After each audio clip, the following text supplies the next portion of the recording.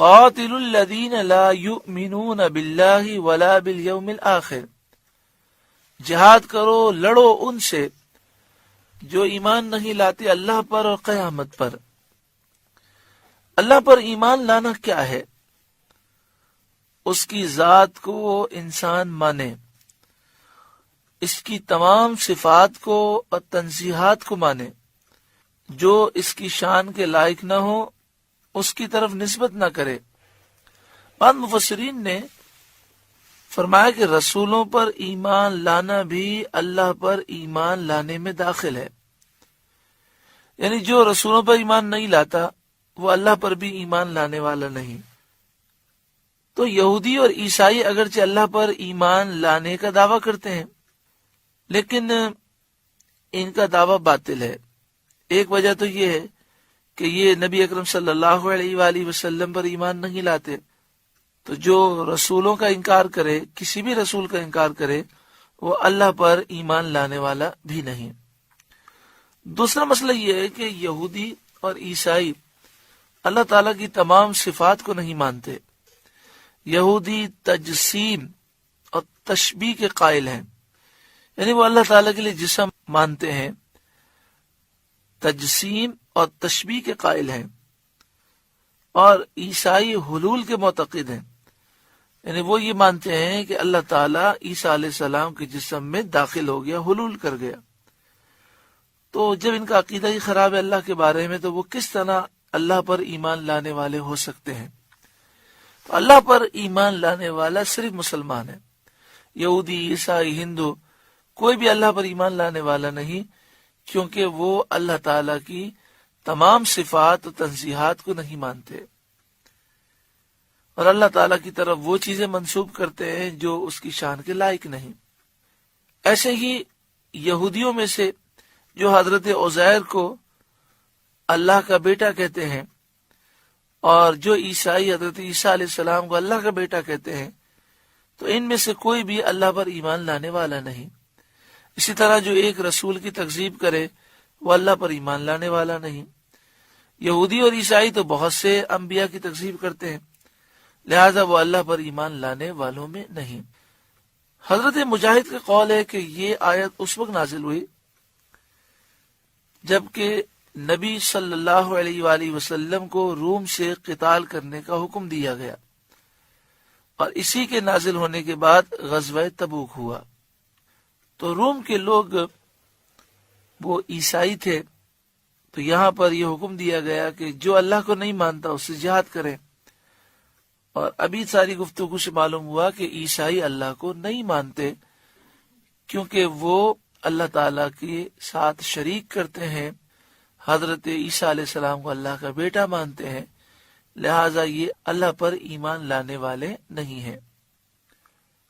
قاتل الذین لا یؤمنون باللہ ولا بالیوم الآخر، لڑو ان سے جو ایمان نہیں لاتے اللہ پر اور قیامت پر، ولا یحرمون ما حرم اللہ ورسولہ، اور حرام نہیں مانتے اس چیز کو جس کو حرام کیا اللہ اور اس کے رسول نے۔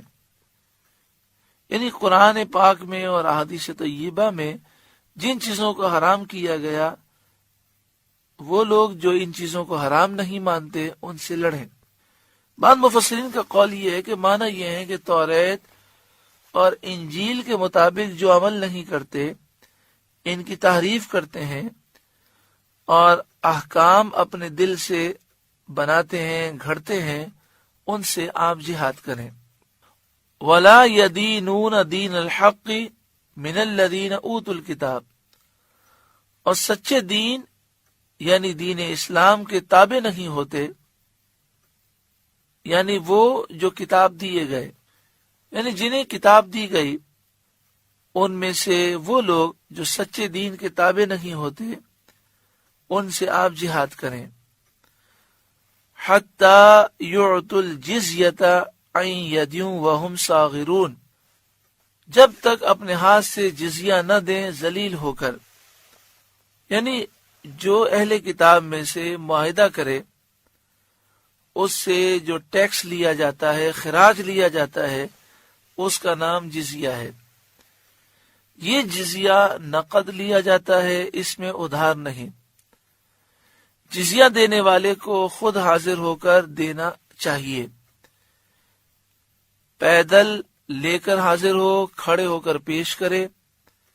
اہل کتاب سے جزیہ لیا جائے گا، اسی طرح مشرکین عرب کے علاوہ جتنے کافر ہیں سب سے جزیہ لیا جائے گا، چاہے وہ ہندو ہو چاہے وہ مجوسی ہو۔ لیکن جو مشرکین عرب ہیں ان کے لیے صرف دو چیزیں ہیں، یا تو اسلام قبول کر لیں یا وہ جنگ کے لیے تیار ہو جائے۔ تو نبی اکرم صلی اللہ علیہ وآلہ وسلم نے یہودیوں سے جزیہ لیا، عیسائیوں سے جزیہ لیا، لیکن مکہ شریف اور اس کے ارد گرد کے جو رہنے والے مشرکین تھے ان کے سامنے دو ہی آپشن رکھے مشرکین عرب کے لیے، یا تو اسلام قبول کر لیں یا جنگ کے لیے تیار رہیں۔ اسلام لانے سے جزیہ ساقط ہو جاتا ہے، یعنی ایک ذمہ کافر جزیہ دے رہا ہے، مسلمان ہو جائے تو اب اسے جزیہ دینے کی ضرورت نہیں۔ سوال یہ ہے کہ یہ کیوں نہیں کیا گیا کہ جس طرح مشرکین عرب کو مہلت نہ دی گئی اور کہا گیا یا تو اسلام قبول کریں یا جنگ کے لیے تیار ہو جائیں، تو جو یہودی ہیں، عیسائی ہیں اور جو مشرک یا کافر ہیں لیکن عرب سے باہر ہیں، ان کے لیے یہ مہلت کیوں دی گئی کہ وہ معاہدہ کر لیں اور اگر جزیہ دیں تو ہم ان سے جنگ نہیں کریں گے؟ تو فرمایا اس میں حکمت یہ ہے جزیہ مقرر کرنے کی کہ کفار کو مہلت دی جائے تاکہ وہ اسلام کی خوبیاں دیکھیں اور دلائل کی قوت دیکھیں۔ اور پرانی کتابوں میں سید عالم صلی اللہ علیہ وسلم کی خبر اور حضور صلی اللہ علیہ وآلہ وسلم کی صفات، آپ کی خوبیاں، آپ کی نعت دیکھ کر انہیں اسلام قبول کرنے کا موقع دیا جائے، وہ مشرب اسلام ہونے کا موقع پائیں، اس لیے ان کے لیے یہ مہلت ہے۔ تو یہاں فرمایا گیا کہ یا تو یہ یہودی عیسائی اسلام قبول کر لیں یا پھر یہ سلو کریں اور اپنے ہاتھ سے جزیہ دیں، اور اگر یہ دونوں صورتیں نہیں پائی جاتی تو مسلمانوں پر لازم ہے کہ وہ ان سے جہاد کریں۔ آج مسلمان اتنی پستی میں ہیں کہ اپنا دفاع مشکل ہو گیا، اپنے ملک کی حفاظت مشکل ہو گئی۔ جب یہ حالات ہو گئے تو اب نکل کر کافروں پر حملہ کرنا، اس کی طاقت مسلمانوں میں نہ رہی، کیونکہ انہوں نے جذبہ جہاد کا درس نہیں دیا، شوق شہادت پیدا کرنے کی کوشش نہیں کی۔ اس وجہ سے مسلمان ان حالات سے دوچار ہیں۔ کشمیر میں، فلسطین میں، برما میں اور کئی ملکوں میں حالات خراب ہیں۔ عراق میں، شام میں جو ظلم ہو رہا ہے اس کے پیچھے یہود و نصارہ کفار ہیں۔ اللہ تبارک و تعالی ہمیں بیداری عطا فرمائے، غلبہ عطا فرمائے، اسلامی ممالک کا دفاع کرنے کی بھی توفیق عطا فرمائے، اور جو کافر ممالک ہیں ان کی قوتیں بھی ہمیں توڑنے کی اللہ تعالیٰ طاقت عطا فرمائے۔ سورہ توبہ کا 4تھا رکوع مکمل ہوا۔ اللہ رب العالمین اس رکوع کے نور سے ہمارے قلوب کو روشن و منور فرمائے۔